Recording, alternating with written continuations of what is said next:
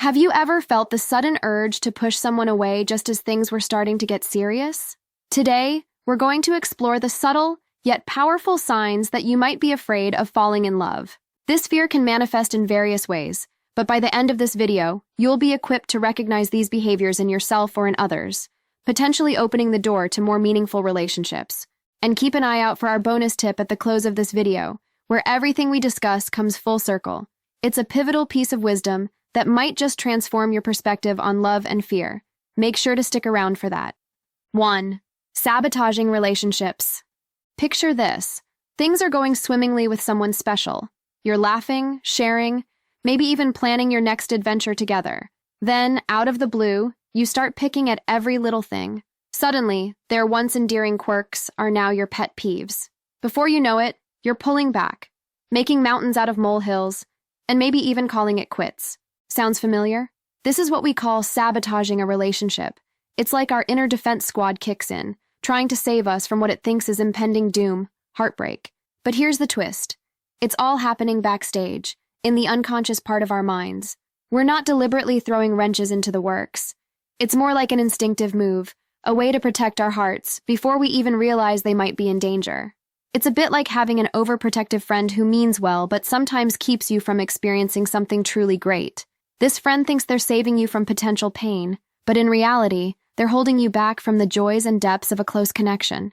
Recognizing this pattern is the first step to changing the narrative. 2. Perfectionism in partners. Ever find yourself with a checklist for your ideal partner that's so detailed, not even a superhero could tick all the boxes? From their smile down to the way they tie their shoelaces, everything needs to be just so. This quest for perfection might seem like high standards, but it's often a sneaky way to keep intimacy at arm's length. When we fixate on finding a partner who meets an impossible ideal, we're essentially building a moat around our emotions. It's like saying, "I'll only let you in if you can jump over this ridiculously high bar." Spoiler alert, no one ever makes the jump, and that's the point. By focusing on superficial or unrealistic expectations, we dodge the risk of getting too close and too vulnerable. Think of it as setting up a relationship obstacle course that's impossible to complete. It's a defense mechanism disguised as pickiness. But here's the kicker. Deep down, it's not about them not being perfect. It's about us fearing what happens when things get real. Recognizing this can be a game changer. It opens the door to more authentic connections, where imperfections aren't deal breakers but opportunities to grow closer. So let's ease up on the perfectionism and give love a chance to surprise us in its beautifully imperfect way. 3. Avoiding emotional intimacy.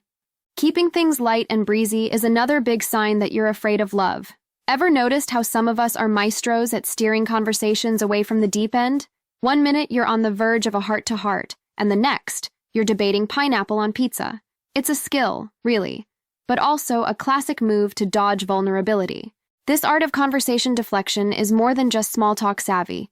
It's a shield against the scary world of emotional intimacy. By keeping chats at the surface level, we avoid exposing our softer, squishier sides. It's like keeping everyone in the shallow end of the pool, where our feet can still touch the bottom, and there's no risk of getting into deeper, murkier waters. But here's the twist. While we think we're playing it safe in the kiddie pool, we're actually missing out on the adventure of diving deep. True connections happen in those deeper waters, where vulnerability meets trust. It's where we find the magic of being truly understood and accepted, quirks and all. So, next time you catch yourself about to pivot from personal to trivial, maybe take a pause. Consider dipping a toe into the deeper end. It might feel risky, but it's also where the real treasures of human connection are found. Who knows? You might just find that the water's fine, and the company even better. I hope you're finding value in the insights we're sharing today. If so, why not spread a little love our way? A quick thumbs up, dropping a comment, or hitting that subscribe button makes a world of difference. It's more than just numbers for us. It's about building a community. We want to hear from you in the comments. Your thoughts, your experiences, they shape what we do here. Every single like, comment, and subscription helps us grow and connect more deeply with you. 4. Fear of abandonment. On to the next point, where things get a bit paradoxical with the fear of abandonment. It's like deciding to leave the party early just to avoid the chance of being the last one there. Strange, right? But that's exactly what some of us do in relationships. We hit the eject button before anyone else can, thinking it'll spare us the pain of being left behind. This preemptive I'm out of here move is our way of trying to control the uncontrollable. It's like if we're the ones to end things, then technically we can't be abandoned, can we? It's a clever trick we play on ourselves, but at its core, it's about self-preservation. We're so scared of that potential goodbye that we'd rather skip the whole show than face the final act. But here's the rub. In our bid to avoid the hurt of abandonment, we're also pushing away the chance for something real. It's like refusing to plant a garden because one day the flowers might wilt. Yes, there's a risk, but there's also the possibility of beauty and growth. So, next time the fear of being left starts to nudge you towards the door, maybe take a moment. Consider what you might be leaving behind. Yes, there's a chance of pain, but there's also the potential for incredible connections. And those are worth sticking around for, don't you think? 5. Independence over emphasis. Now let's dive into the world of ultra-independence. Picture someone who's the epitome of self-sufficiency. A real, I don't need anyone type. Impressive, right? But sometimes, this badge of independence is more than just being capable. It's a fortress, a way to keep people at a safe distance. This overemphasis on going it alone is like insisting on soloing a mountain climb with no backup. Sure, it's brave, but it's also risky and a tad unnecessary. The truth is, this insistence on not needing anyone can be a clever disguise for the fear of leaning on someone else. It's as if relying on someone gives them too much power, the power to hurt us. But here's the thing. In our quest to avoid vulnerability, we might be sidelining ourselves from the warmth of true companionship. It's like choosing to camp alone in the wilderness when there's a cozy campfire gathering just over the hill. Yes, there's a thrill in self-reliance, but there's also something deeply fulfilling about sharing life's journey with others. If you catch yourself wearing your independence like an impenetrable armor, maybe it's time to loosen a few buckles.